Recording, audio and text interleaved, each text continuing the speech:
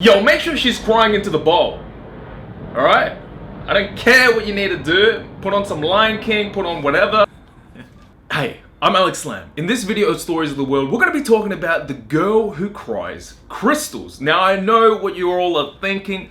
This is a peasant's dream, right next to the ability to poop diamonds and owning a money tree. So let's get to the story. Now in 1996, a video caught the attention of the world. It was a video of a young Lebanese girl who appeared to cry crystals. Now for the people who actually want to see the video, I've linked the video in the description box below, so make sure you go check that out. When people saw this video, there were two sides. The first side thought it was a miracle, you know, this is amazing, this girl is blessed by God. And the other side was the complete opposite. They thought it was fake, it's just a prank, full of skepticism. Now before we continue, I want you guys to let me know in the comments below, what do you think?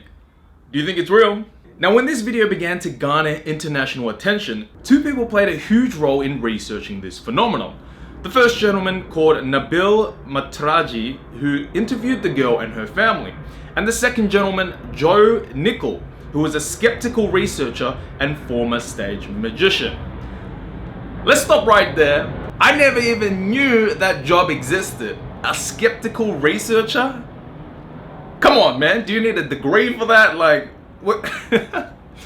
Nabil, a correspondent for the spiritual organization Share International, interviewed the girl and her family, and later wrote an article for Share International about the case. Matraji outlines the beginnings of the phenomenon as follows. It all began in March 1996. She was at school when she felt something strange in her left eye, her first piece of crystal, which understandably troubled her.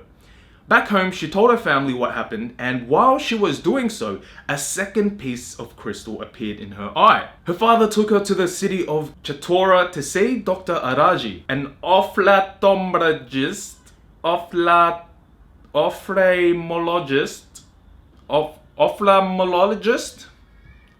okay? How you say that, man? She stayed in his clinic for 2 weeks and the crystals kept flowing out of her eye.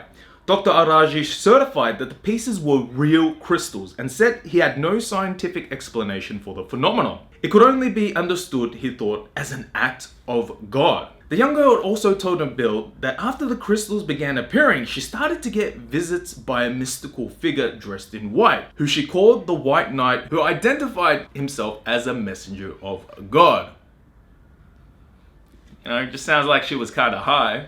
Joe Nickel, our skeptical researcher buddy and former magician, studied the case in 1997, and he easily duplicated the phenomenon. Nickel identified the stones as quartz crystals, commonly called Herkimer diamonds, and he was able to obtain some for his experiments. In the article, he notes, although such stones are indeed sharp, and I could see a dark red spot inside the girl's eyelid, that probably represented a wound from one of them. I decided to duplicate the effect. All that was necessary was to pull out the lower eyelid to form a pouch and drop in a small crystal that it rested only a bit uncomfortably out of sight. A tug on the lower lid causes the stone to come into view and then pop out of the eye. This I demonstrated at an appropriate time for the television camera, allowing their reporter to actually do the extraction himself. The effect was indistinguishably from the Lebanese miracle. It's interesting how these two gentlemen went about researching this phenomenon, but what's even more interesting is a few months after she began crying crystals, she suddenly just stopped. Now, I don't know if the lie was just getting out of hand and, you know, they just pretty much pulled the plug. Or maybe the White Knight was just sick of coming down to tell her, man, I'm telling you the same thing every time I come down here, man. I'm done. He's sick of her stuff and he's just bouncing. You know what I'm saying?